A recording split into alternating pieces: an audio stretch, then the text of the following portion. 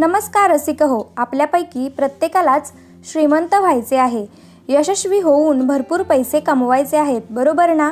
परंतु त्यासाठी गरजेचे असणारे प्राथमिक ज्ञान आपल्याकडे आहे का हो? आपण अर्थसाक्षर आहोत का? हा विचार कधी आपण केला आहे का? मंडळी, आज आपण आपल्या मातृभाषेत, आपल्या लाडक्या मराठी भाषेत लिहिल्या गेलेल्या एका पुस्तकाच्या माध्यमातून आपल्यासाठी पैसा नक्की गरजेचा का आहे, आपल्याकडे आलेल्या पैशांचं नक्की काय करायला हवं आणि आयुष्यात हमखास आनंदी राहायचं असेल तर आपण काय करायला हवं या गोष्टी जाणून घेणार आहोत. पुस्तकाचे नाव आहे गोष्ट पैशा पाण्याची. पुस्तकाचे लेखक प्रफुल्ल वानखेडे हे असून ते सकाळ मीडिया पुणे यांद्वारे प्रकाशित केले जाते. चला तर मग अल्पावधीत विक्रमी विक्री झालेल्या या मार्गदर्शक पुस्तकाबद्दल माहिती जाणून घेऊयात. प्रफुल्ल वानखेडे यांनी लिहिलेलं गोष्ट पैशा पाण्याची हे पुस्तक एकूण 31 प्रकरणांमध्ये विभागले आहे. पुस्तकातील पहिल्या प्रकरणात लेखक त्यांच्या 2 मित्रांची गोष्ट सांगतात. त्या 2 मित्रांपैकी एक ITI करून खाजगी कंपनीत मेंटेनन्स डिपार्टमेंटमध्ये कामाला आहे, तर दुसरा मित्र इंजिनियर असून तो चांगल्या कंपनीत जॉब करत आहे. आता पुढे गोष्ट सांगण्याआधी एक प्रश्न विचारते. या 2 मित्रांपैकी कोण जास्त पैसे कमावत असेल आणि कोणाची बचत जास्त असेल? पहिल्या मित्राने कोर्ट मॅरेज केले. त्याच्या सासऱ्याने लग्नाचा खर्च जो वाचला तो मुलीच्या नावे बँकेत टाकला. त्यामुळे भरपूर पैशांची बचत झाली. हा मित्र निर्व्यसनी आहे. त्याचे स्वतःचेही काही पैसे बचत केलेले होते. नंतर त्यांनी शेतजमीन विकत घेतली आणि शेतीसह पूरक व्यवसाय दुधाचाही सुरू केला. गावी राहूनच सर्व काही पाहत नोकरीही केली. त्यामध्ये त्याला कुटुंबाचीही साथ मिळाली. कायम लो प्रोफाईल जीवनशैलीमुळे खर्चही कमी असतात, पण तो पूर्णपणे आर्थिकदृष्ट्या स्वतंत्र आहे. आता दुसऱ्या मित्राबद्दल माहिती पाहूयात. त्याने नोकरी पुण्यात केली. नंतर लग्नही थाटामाटात पार पडले. पुढे मुलाचा नामकरण सोहळा, गावाकडे टोलेजंग घर बांधणे, वास्तुशांती सगळे कार्यक्रम अगदी उत्साहात साजरे केले. तो मित्र कपडे आणि घड्याळ अशा वस्तू ब्रँडेड वापरतो. कार आहे. मुलं पुण्याच्या शाळेत शिकत आहेत. गावाकडचा बंगला, थाटात साजरे केलेले कार्यक्रम, मुलांचे शिक्षण यावर येणारा खर्च जास्त असल्याने त्याला घर खरेदी किंवा इतर गुंतवणूक करायला जमली नाही. सध्या पुण्यात पत्नी मुलांसह भाड्याने चांगल्या सोसायटीमध्ये राहतो. कोविडमध्ये मात्र या मित्राची नोकरी गेली. त्याला अचानक कामावरून काढून टाकण्यात आल्यामुळे घर खर्च, मुलांची फी, गावचा खर्च हे सर्व कसेबसे चालवतानाही त्याला ताण सहन करावा लागला. नोकरी गेल्याचे तो सांगू शकत नव्हता. लाजेमुळे गावीही जाता येत नव्हते. दरम्यान मित्रांची थोडीफार मदत झाली. काही उधाऱ्या झाल्या. नंतर काही महिन्यांनी त्याला दुसरा जॉब मिळाल्यामुळे सावरतोय. या कठीण परिस्थितीत त्याच्या घरमालकाचे खरे उपकार. त्यांनी या काळात संपूर्ण 7 ते 8 महिन्यांचे भाडे माफ केले. किती रक्कम असेल ती? जवळपास 2 ते 2.5 लाख रुपये. खऱ्या अर्थाने घरमालक त्याच्यासाठी देवमाणूस ठरला. त्याला घराबाहेर काढले असते तर त्याची सगळीकडे प्रतिष्ठा गेली असती. मंडळी, आता गंमत सांगते की तो ज्या फ्लॅटमध्ये भाडे देऊन राहत होता तो फ्लॅट ज्या देवमाणसाचा आहे तो म्हणजे ITI झालेला मित्र. रसिक हो, या उदाहरणातून लेखक सांगतात, तुम्ही श्रीमंत असणे आणि श्रीमंत असल्याचे जगाला दाखवणे यामधला फरक ओळखणे शिका. शिक्षण आणि आर्थिक साक्षरता या 2 वेगळ्या गोष्टी आहेत आणि दोन्ही अत्यंत महत्त्वाच्या आहेत. चांगल्या शिक्षणासोबतच भपका, दिखाऊपणा टाळण्याचे संस्कार रुजायला हवेत. नाहीतर श्रीमंत दिसण्याच्या नादात कित्येक जण गरीबच राहतात. योग्य वेळी केलेली पैशांची बचत, योग्य ठिकाणी केलेली पैशांची गुंतवणूक आपल्याला आयुष्यभराचे सुख आणि आनंद देते. मंडळी, पुस्तकात बऱ्याच महत्त्वाच्या मुद्द्यांवर लेखक बोलतात. काही मुद्दे उदाहरणादाखल योग्य शब्दात गोष्टी रूपात सांगतात. त्यांपैकी काही मुद्दे या व्हिडिओमध्ये मी सांगणार आहे. या व्हिडिओमध्ये पुढे महत्त्वाच्या मुद्द्यांवर बोलणार आहे, तेव्हा विनंती आहे व्हिडिओ शेवटपर्यंत नक्की बघा. रसिक हो, पुढे पैशांचा प्रवाह आणि बचतीचे धोरण या प्रकरणात लेखक महत्त्वाच्या मुद्द्यांवर भाष्य करतात. ते असे: पैसा दाखवण्याच्या नादात भरमसाठ खर्च होतो की कधी तो हातातून निसटतो ते कळतही नाही. पैसे कमावणे जेवढे गरजेचे आहे त्यापेक्षा जास्त आपण त्या पैशांचे काय करतो, पैसा असताना नक्की कसे वागतो यावर आपण किती दिवस श्रीमंत राहणार हे ठरत असते. पैशांची ही गोष्ट तशी आयुष्यातील साधी वाटणारी, पण आपल्याकडे पैशांचा प्रवाह सुरू असतानाच्या काळात पैशांची बचत करायला शिकणे हे अत्यंत कठीण काम आहे. आपण पैसा जपला तरच पैसा आपल्याला जपतो हे आपण लक्षात ठेवायला हवे. तिच्या हाती अर्थसाक्षरतेची दोरी या प्रकरणात लेखक महिलांनीही आर्थिक साक्षर असायला हवं हे सुचवतात. चांगले आरोग्य, संकटसमयी पैसा, नोकरी धंद्यात यश आणि बेसिक गरजा भागवण्यासाठी सुरक्षित उत्पन्न असणे गरजेचे असते. खरे तर यालाच आर्थिक साक्षरता आणि आर्थिक स्वातंत्र्य म्हणतात. स्त्री असो की पुरुष, तसे पाहिले तर दोघांनीही आर्थिक साक्षर व्हायची गरज आहे. म्हणून स्त्रियांनीही आर्थिक व्यवहार आणि गुंतवणूक शिकायला हवी. प्रथम एक स्त्री आर्थिक साक्षर झाली की मग ती आपल्या घराला आर्थिक स्वातंत्र्य प्राप्त करून देईल. अशा अर्थसाक्षर घरांमुळे पुढे गाव, शहर आणि देश आर्थिक साक्षर होईल. सुखी, प्रगत आणि समाधानी आयुष्याचा मार्ग या अशा आर्थिक संपन्नतेतूनच जातो. रसिक हो, आता आपण केलेल्या बचतीचा गुणाकार कसा साधायचा हे पाहू या पुस्तकातील बचतीचा गुणाकार या प्रकरणाच्या मदतीने. आपल्यापैकी बऱ्याच जणांकडे लहान असताना छानशी पिगी बँक असेल. माझ्याकडेही होती. खाऊसाठी कोणी पैसे दिले किंवा बसच्या तिकीटसाठी आजोबांनी दिलेल्या पैशातून उरलेले पैसे मी त्या पिगी बँकमध्ये साठवत असे बहुतेक सर्वजण करत असतील. पैशांची बचत करण्याची सवय ते संस्कार आपल्यावर करण्यासाठी आपल्या पालकांनी केलेली ही युक्ती. ती युक्ती आणि बचतीचे संस्कार आयुष्यभरासाठी उपयोगी ठरतात. असो, या प्रकरणात लेखकाने बचत करण्यासाठी सोपे 9 मार्ग सांगितले आहेत, ते जाणून घेऊयात. 1. मोठेपणा टाळा. आपण जसे आहोत तसेच वागलो आणि उगाचच शो ऑफ करणे टाळले तर पैशांची खूपच बचत करू शकतो. हे लेखकाच्या मित्राच्या दिलेल्या उदाहरणातून तुम्हाला पटले असेल. 2. जमा खर्च मांडा. दिवसभराचा जमा खर्च लिहून ठेवण्याची आणि त्याचा आढावा घेण्याची सवय पैशांची बचत करताना उपयोगी ठरेल. 3. इतरांशी तुलना करणं बंद करा. इतरांशी तुलना करून मानसिक स्वास्थ्य खराब करण्यापेक्षा तुलना करणं बंद करा आणि आयुष्यातील लहान मोठ्या गोष्टींतील आनंद अनुभवा. 4. Don't replace, repair it. वस्तू बिघडली की टाकून देऊन नवीन खरेदी करण्यापेक्षा ती दुरुस्त करून वापरली तर बरीच मोठी बचत होते. 5. अत्यंत गरज असेल तरच नवी खरेदी करा, नाहीतर भाडे तत्वावर घ्या.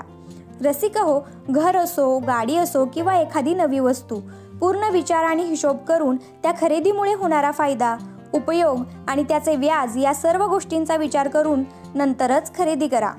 6. वाटाघाटीत तरबेज व्हा. गरजेच्या वस्तू खरेदी करताना निगोसिएशन स्किल्समुळे आणि योग्य दर, उत्तम दर्जा तसेच ती नक्की कोणाकडून घ्यायची हे नीट समजून उमजून घेतले तर मोठी बचत करता येते. 7. घरचाच आहार, जेवण, पाणी घ्या. सतत बाहेरचे जेवण, चटपटीत खाण्याच्या सवयी यांमुळे बराच खर्च होतो. हेच शक्य असेल तेव्हा घरून डबा आणि पाणी घेऊन बाहेर पडलो तर वायफळ खर्च कमी होतो. पाण्याच्या बॉटल्स घरून घेतल्यामुळे नवीन पाण्याच्या बॉटल्स खरेदी न केल्याने पैशांच्या बचतीसोबतच प्लास्टिकचा कचराही कमी होतो. 8. मॉल, सुपरमार्केटमध्ये यादी करूनच खरेदी करा. यादी करून खरेदी करायची सवय ही मोठी बचत तर करतेच, तसेच वेळही वाचवते. 9. प्रत्येक बिल, हिशोब तपासूनच घ्या. पैशांच्या व्यवहाराबाबत भावनेच्या भरात असताना, दुःख, भीती किंवा आनंदात असताना हिशोब पाहणे अजिबात चुकवू नका, कारण त्याच वेळी आपली फसवणूक होण्याची जास्त शक्यता असते. आपण अशा अनेक विविध मार्गांनी पैशांची बचत करू शकतो. आपण केलेली बचतच आपल्याला खरा आत्मविश्वास देते. त्याद्वारे गुंतवणूक आणि पैशांचा गुणाकार सुरू होतो. यामुळे आपण खऱ्या अर्थाने स्वयंपूर्ण तर बनतोच, शिवाय आपल्या देहबोलीतून ते पदोपदी जाणवते. रसिक हो, बचतीच्या गुणाकाराचे 9 मार्ग सांगताना पैशांची योग्य बचत, नियोजन, वापर आणि गुंतवणूक करत असताना माणुसकीत मात्र अजिबात बचत करू नका, माणुसकी जपा असे लेखक आवर्जून सांगतात. मंडळी, कॅश इज किंग या प्रकरणात लेखक उत्पन्न वजा बचत बरोबर खर्च हे सूत्र सांगतात. वरकरणी पाहता हे सूत्र सोपं वाटतं खरं, पण त्यानुसार वागणं थोडं कठीण जातं. परंतु जर आपण त्यानुसार वागू शकलो तर आयुष्य बरंच सोपं होतं. गुंतवणुकीसाठी पैसा हवा. बचतीतूनच तो चांगल्या प्रकारे तयार होतो. तो विविध प्रकारच्या गुंतवणुकींसाठी तुकड्या तुकड्यांतही वापरता येतो किंवा एकरकमीही. बचतीत फार मोठी ताकद असते. आपल्याकडे असलेली बचतच आपल्याला स्थिर बुद्धी देते. म्हणूनच लेखक कॅश इज किंग असे म्हणतात. आपल्याकडे असणाऱ्या पैशांची गुंतवणूक करण्याआधी आपण काही महत्त्वाच्या बाबींची पूर्वतयारी करायला हवी असे लेखक सुचवतात. 1. लेखक म्हणतात, स्वतःच्या आणि कुटुंबाच्या सुरक्षेसाठी प्रत्येक तरुणींनी हेल्थ, टर्म आणि ॲक्सिडेंट हे 3 इन्शुरन्स नक्की घ्यावेत. या मुद्द्याबद्दल लेखक पुस्तकात सुरक्षा कवच या प्रकरणामध्ये सविस्तर माहिती देतात. 2. रसिका हो, संकट कधीही येऊ शकतात. अशा आपत्कालीन परिस्थितीत आपल्याकडे पैसा असेल तर मात्र या संकटावर मात करण्याचे बळ हमखास मिळते. त्यासाठी आपल्याला इमर्जन्सी फंड ही संकल्पना समजून घ्यावी लागेल. आपण केलेल्या बचतीतला काही हिस्सा त्यासाठी आधीच काढून ठेवायला हवा. लेखक संकटकाळी बाहेर पडण्याचा मार्ग या प्रकरणात इमर्जन्सी फंड ही संकल्पना सविस्तर समजून सांगतात, तेव्हा पुस्तक नक्की वाचा. 3. आता तिसरी महत्त्वाची गोष्ट ज्यासाठी पूर्वतयारी करण्याचे लेखक सुचवतात ती म्हणजे शिक्षणासाठी गुंतवणूक. भाकरीचा प्रश्न मिटला की लेकरांच्या उत्तम शिक्षणाची तजवीज करावी. त्यासाठी वेगळे पैसे बाजूला ठेवलेले असावेत असे लेखक सांगतात. 4. चौथी महत्त्वाची गोष्ट म्हणजे रिटायरमेंट फंड. निवृत्तीनंतर उदरनिर्वाहासाठी नियोजन करून आपल्या भविष्यासाठी तजवीज करणं गरजेचं आहे. जेवढी लवकर याची सुरुवात करू तेवढे चांगले. 5.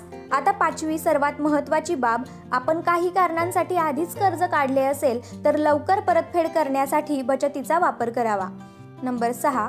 आपण जे काही अर्थार्जन करतो, कष्ट घेतो ते आपल्या कुटुंबाच्या सुखासाठी, म्हणून बचतीतील काही भाग आपल्या कुटुंबातील व्यक्तींच्या आनंदासाठीही खर्च करायला हवा असे लेखक सुचवतात. नंबर 7. स्वतःच्या आवडीनिवडी, छंद जोपासण्यासाठी देखील स्वतःसाठी काही वेगळा फंड जमा करायला हवा. या सर्व महत्त्वाच्या बाबींची पूर्तता केल्यानंतर उरलेल्या बचतीचा वापर अभ्यासपूर्वक इतर गोष्टींमध्ये गुंतवणुकीसाठी करावा असे लेखक सांगतात. जसे की आपण शेअर मार्केटमध्येही पैसे गुंतवू शकतो.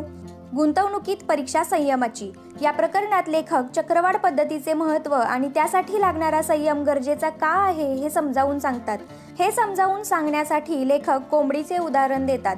वेळेअभावी या व्हिडिओमध्ये ते सविस्तर सांगत नाही. रसिका हो, तुम्ही ते प्रकरण वाचून समजून घ्याल अशी आशा आहे. या प्रकरणात लेखक म्हणतात, गुंतवणूक करताना सतत बचत करण्याची तयारी, मनावर चांगला ताबा, दूरगामी विचार करून वाट पाहण्याची तयारी आणि दूरदृष्टीने विचारपूर्वक कष्ट घेतले तरच यश मिळते. यात स्वतःला ज्ञान असणे गरजेचे आहे, नाहीतर फसवणूक होण्याची शक्यता असते. व्यवहार लॉक अनलॉक. रसिका हो, लेखकांचे एक क्लायंट होते. त्यांचा पेंट बेकिंगचा व्यवसाय होता. या व्यवसायात अशोक आणि महेश पार्टनर होते.